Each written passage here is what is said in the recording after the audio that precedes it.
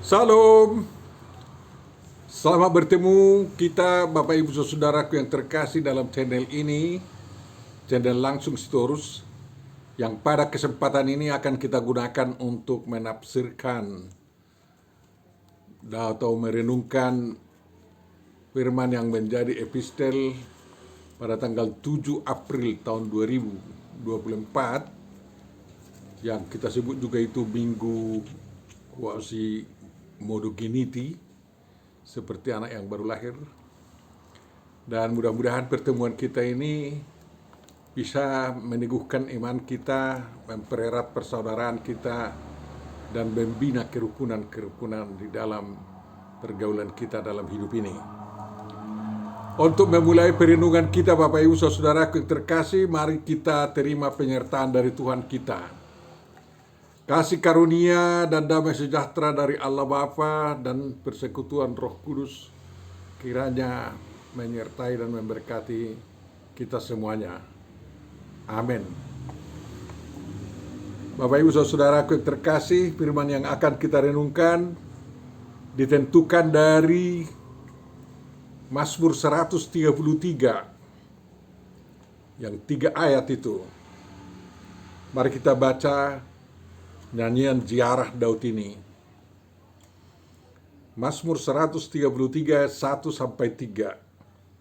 Sungguh alangkah baiknya dan indahnya apabila saudara-saudara diam bersama dengan rukun, seperti minyak yang baik di atas kepala, meleleh ke janggut, yang meleleh ke janggut Harun dan ke leher jubahnya,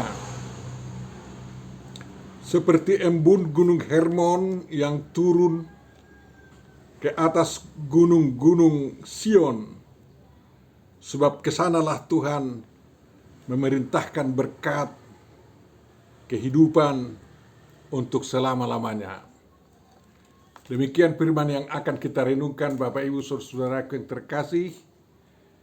Yang berbahagia adalah orang yang mendengar, memelihara, memahami, menghayati, menghidupi dan melakukan firman Tuhan. Amin. Di dalam amanah kita diusulkan memang yang menjadi topik daripada pembahasan kita adalah hidup dalam terang Tuhan katanya.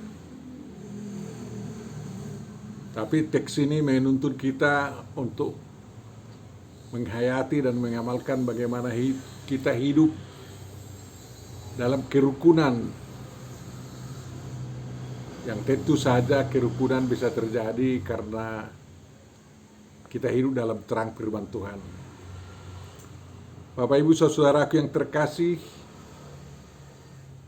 Mazmur 133 ini yang sudah sangat sering kita berikan penjelasan dan renungkan kepada dalam kehidupan kita sehari-hari, dalam pertemuan-pertemuan kita, terutama dalam pertemuan-pertemuan keluarga, ini selalu dipilih ya. Jadi kalau ada punguan samarga, selalu firman ini yang dipilih untuk mendorong kaum semarga itu, kaum sekeluarga itu, kaum satu keturunan itu semakin rukun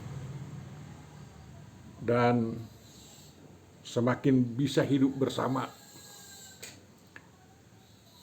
Bapak Ibu Saudaraku yang terkasih, kali ini menjadi epistel yang mungkin masih sempat dikhotbahkan di pertanyaan atau kebaktian week-week, kebaktian rumah tangga pada minggu ini.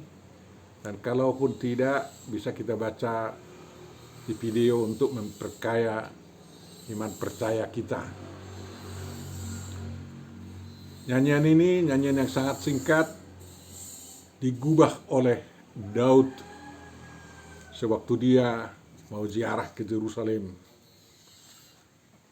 Tentu saja karena ada pergumulannya memperhatikan kehidupan umat Israel yang sangat perlu hidup rukun dan damai sejahtera.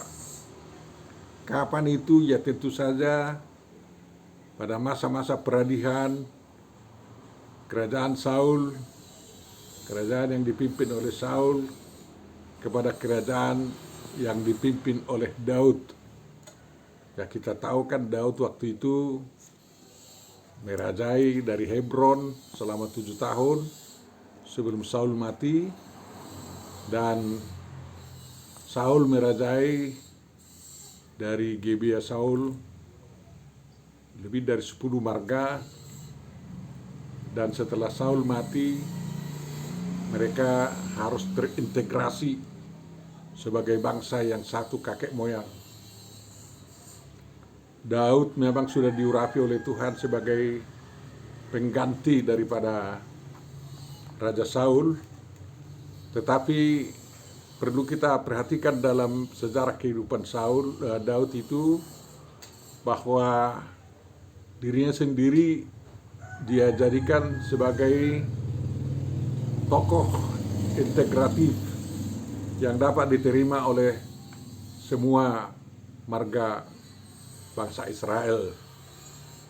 Kita tahu kan, apapun alasannya bagi Daud, tidak ada niatnya untuk membunuh Saul, karena Daud melihat Saul itu adalah seorang raja yang diurapi oleh Tuhan, dan baginya adalah sangat pantang untuk membunuh raja yang diurapi oleh Tuhan, karena dia tahu Tuhan sendirilah yang akan menghentikan semuanya, dan Tuhan sendirilah yang akan menyerahkan kerajaan itu kepadanya.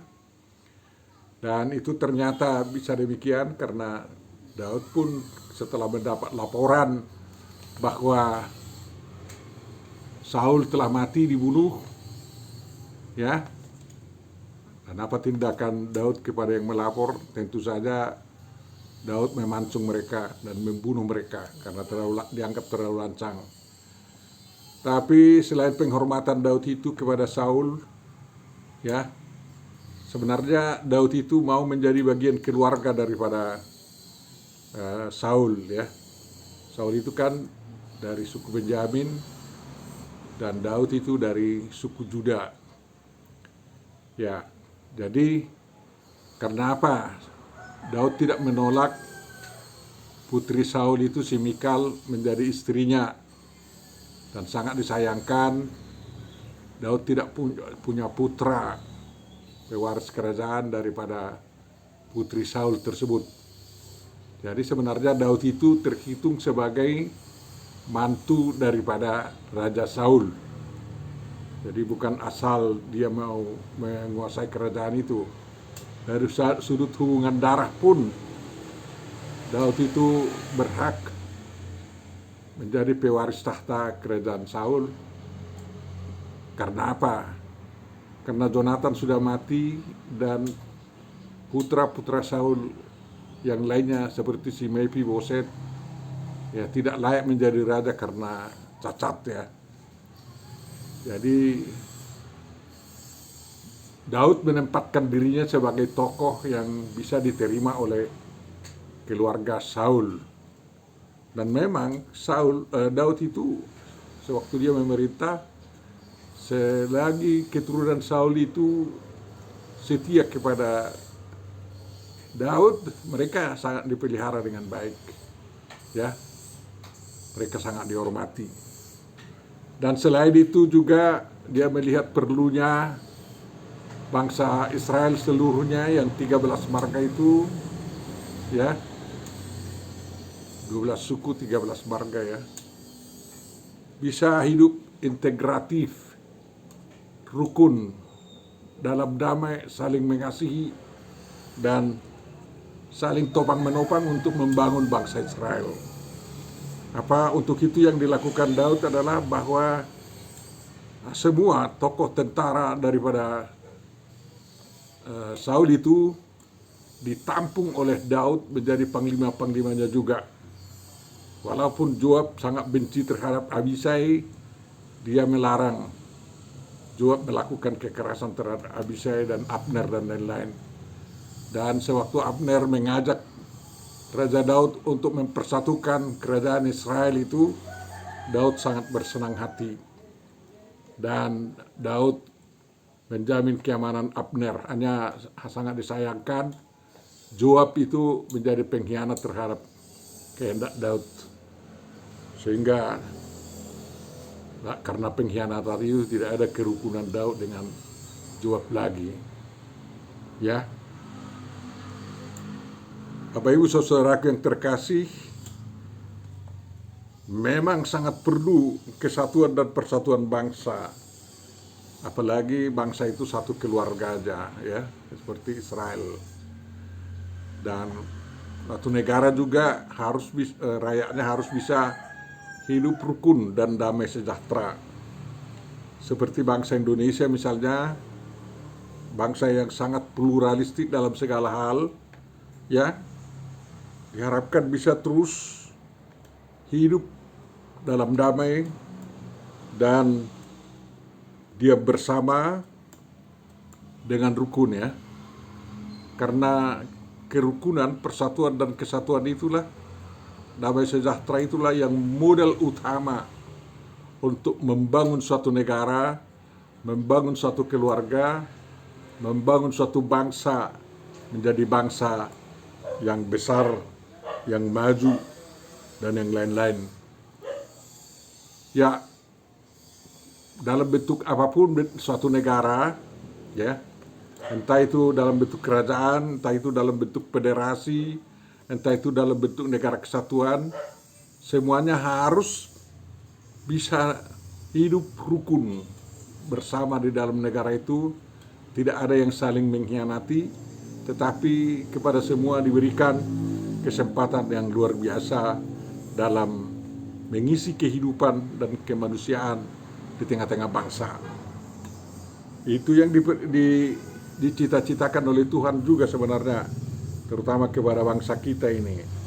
Jadi Daud sungguh sangat tepat mengatakan apabila sangat indah dan sangat baik apabila saudara-saudara dalam segala jenis persaudaraan bisa diam bersama dengan rukun.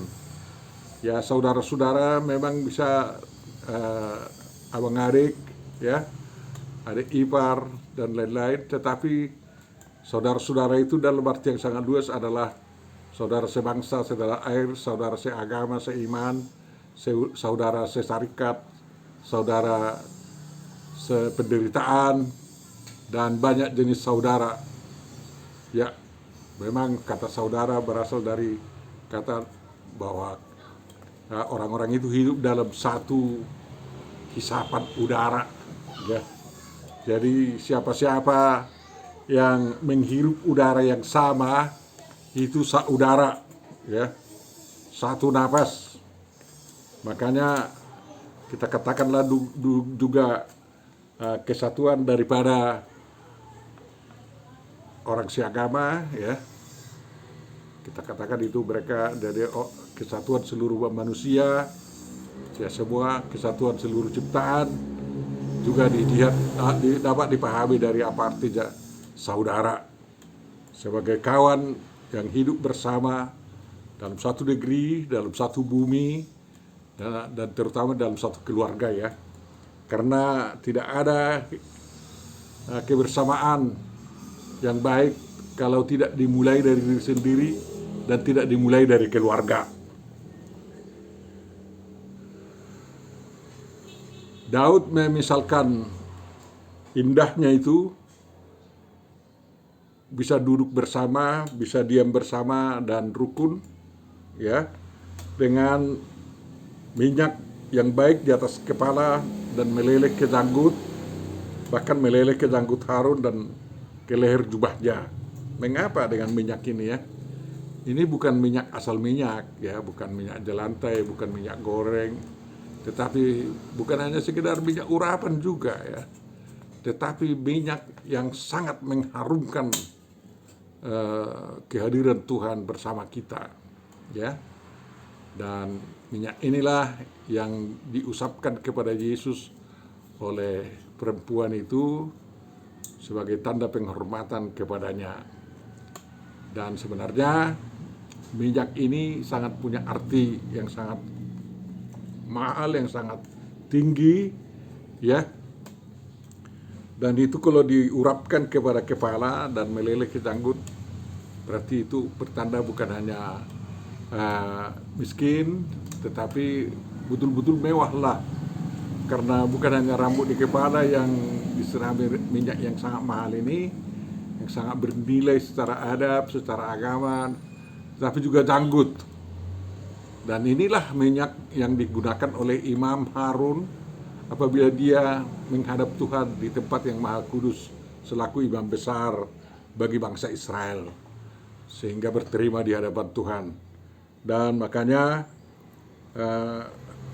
minyak yang diurapkan kepada Harun ini betul-betul membuat semua semerbak harum, ya.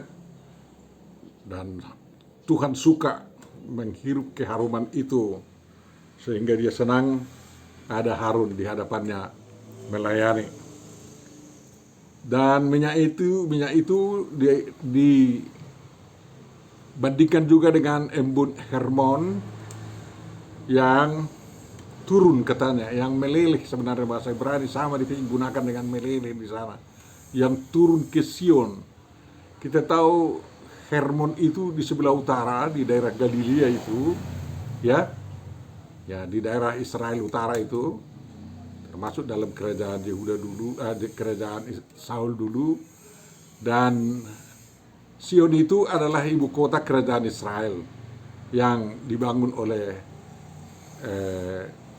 Daud. Daud tidak mempertahankan Hebron sebagai ibu kota, dan dia juga tidak mempertahankan kota di utara atau Gibeah Saul menjadi ibu kota, tetapi Daud memilih kota di Yerusalem sebagai ibu kota negara Israel Raya tersebut. Itu pun menjadi strategi untuk integrasi bangsa, bahwa sehingga bangsa Israel bisa diam bersama dan hidup dengan rukun. Jadi kalau bangsa Indonesia nanti pindah ibu kotanya juga ke ibu kota Nusantara, di kota Nusantara di Kalimantan sana, itu harus bertanda bahwa kita bisa semua hidup rukun, ya, dari segala suku bangsa, untuk bisa bersama-sama membangun bangsa Indonesia. Kita bisa bersama walaupun berbeda agama, berbeda pandangan, wawasan hidup dan kebudayaan, tetapi bisa kita hidup bersama dan dengan rukun, tidak ada gontok-gontokan, jauh dari terorisme, jauh dari anarkisme dan lain-lain. Dan itulah kesaktian daripada anugerah Tuhan yang memberikan kepada kita Pancasila itu, yang berketuhanan yang Maha Esa, beri kemanusiaan yang adil dan beradab, dan berpersatuan Indonesia, dan juga berkerakyatan yang dipimpin oleh hikmat kebijaksanaan dalam permusyawaratan perwakilan, dan yang berkeadilan sosial bagi seluruh rakyat Indonesia tanpa kecuali, Bapak Ibu Saudara. Semudah-mudahan bangsa Indonesia di zaman Prabowo nantinya akan semakin nyata makna indahnya dan baiknya anugerah Tuhan yang memungkinkan kita untuk hidup bersama dan hidup dengan rukun karena Pancasila kita itu. Jadi kita semua bisa berlomba mengisi kemerdekaan kita, berlomba membuat bangsa Indonesia menjadi lebih maju dari negara-negara adik kuasa yang maju sekarang ini. Jadi jangan ragu-ragu lagi kita, ya. Jadi embun Gunung Hermon itu, karena Gunung Hermon itu bisa di sana kita temukan juga salju, ya. Embunnya itu, kalau embun Hermon itu ditiupkan angin ke selatan, ke arah Sion, maka akan terjadi kesejukan, bahkan hujan menyirami tanah-tanah tandus yang ada di Israel akan terjadi. Jadi integrasi daripada Gunung Hermon dan Gunung Sion itu sangat indah dan sangat memungkinkan manusia hidup makmur, ya. Jadi di Tapanuli ada memang Gunung Simanuk-Manuk dan Gunung Dolok Tolong, ya. Kita belum tahu bagaimana manfaatnya untuk kemakmuran masyarakat di daerah Tuban sana. Tapi kalau Gunung Hermon yang sekarang kita bisa naik ke sana, naik kereta listrik, ya.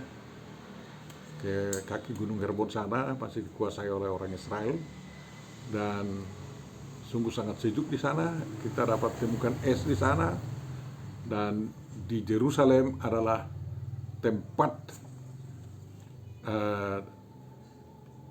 kesejukan itu disampaikan oleh Tuhan, karena di dalam Alkitab juga sering diceritakan bahwa Tuhan turun membawa berkat kepada bangsa Israel dengan mengendarai embun, ya.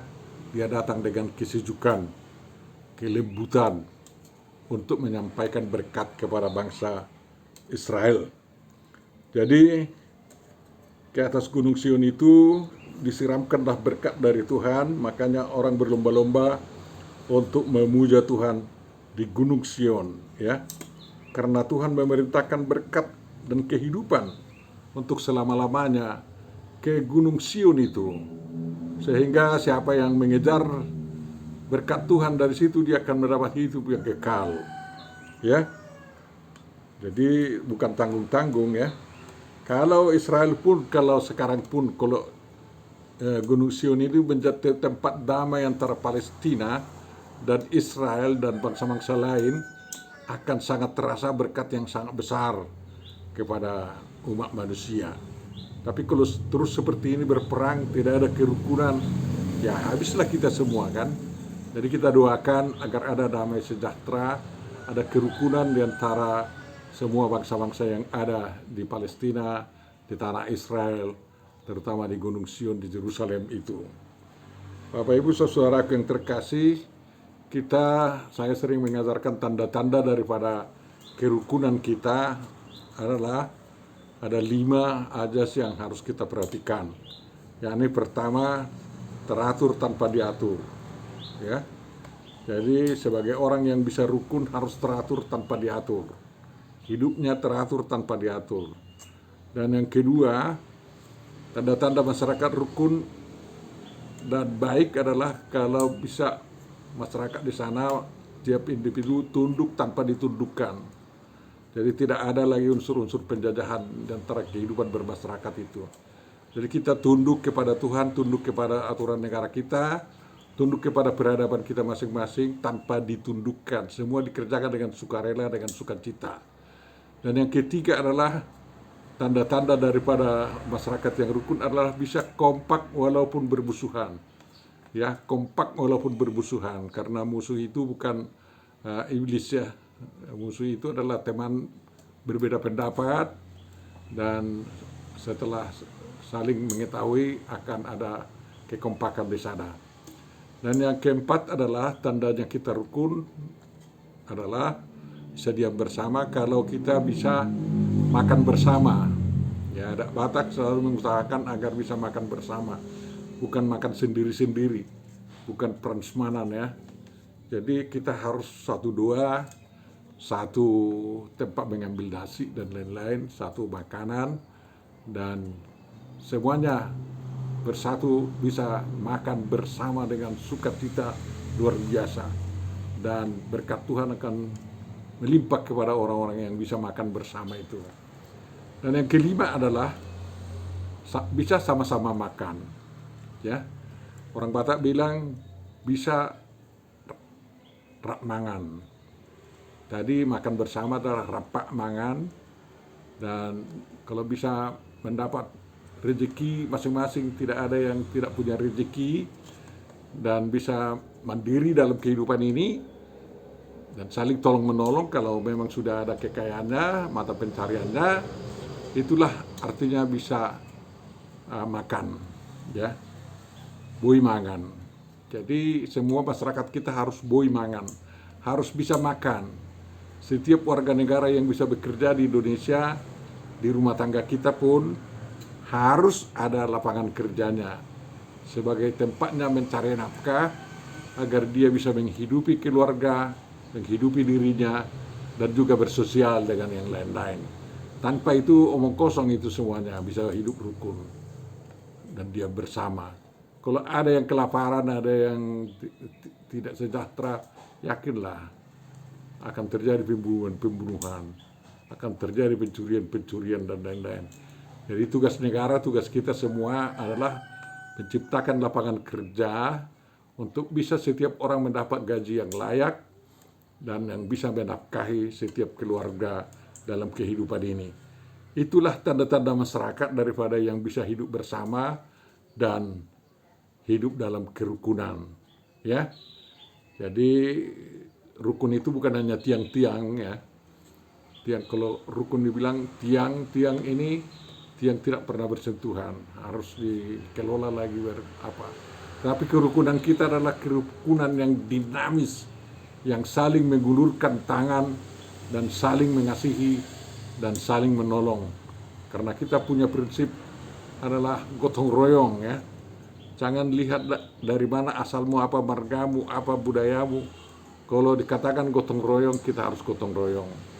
Jadi kalau ada kesetiakawanan sosial secara nasional, harus semua berpartisipasi juga. Tuhan memberkati kita semua. Sungguh indah, sungguh baik apabila saudara-saudara semarga, sedarah maupun sebangsa, seagama, sesarikat, seperkumpulan, sepaguyuban bisa diam bersama dengan rukun. Tidak ada dengki, tidak ada sakit hati, tidak ada niat-niat jahat terhadap pihak-pihak lain. Dan itulah sebagai, kalau demikian, yakinlah kepala kita diurapi dengan minyak yang sangat harum sehingga kita disukai oleh Tuhan, entah Tuhan manapun yang kita sembah itu dengan sungguh-sungguh. Dan pasti kerukunan itu menjadi tempat berkat yang sangat melimpah-limpah. Karena apa? Kalau semua masyarakat sudah rukun, keluarga sudah rukun, di keluarga itu, di masyarakat itu tidak ada pencurian lagi, tidak ada pembohongan, dan tidak ada lagi rasa iri hati dan lain-lain ya. Jadi itulah berkat yang sangat besar. Kalau soal berapa uang, berapa gaji, berapa apa, itu semua sudah ada aturannya.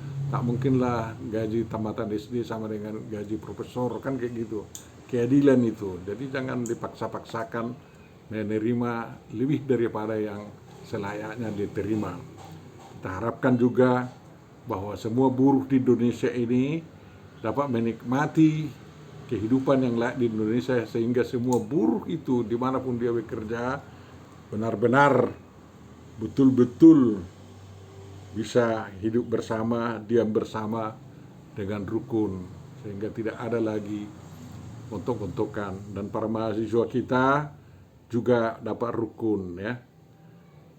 Hindari semua provokasi-provokasi yang merobek-robek kesatuan berbangsa dan bernegara kita.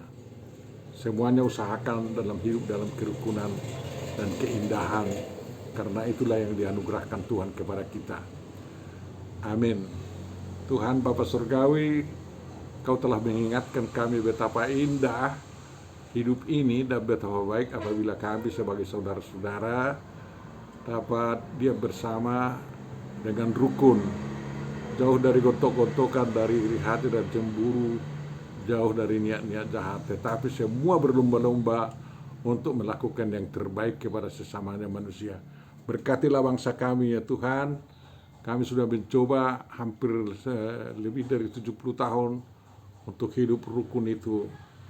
Kiranya tidak ada lagi separatis-separatis di Indonesia, tetapi mereka yang bergerak untuk separatisme di Indonesia ini bisa kembali ke pangkuan saudara-saudaranya, kerjasama dengan rukun ya. Itu harapan kami ya Tuhan. Engkaulah yang menjamah hati semua orang pemimpin-pemimpin di lapisan manapun di negara kami, sehingga mereka berjuang untuk kerukunan, berjuang untuk bisa diam damai sejahtera di tengah-tengah bangsa kami, sehingga bangsa kami menjadi teladan yang luar biasa bagi seluruh bangsa-bangsa di Indonesia. Sempurnakan doa kami Tuhan, dalam Yesus Kristus kami memohon, amin.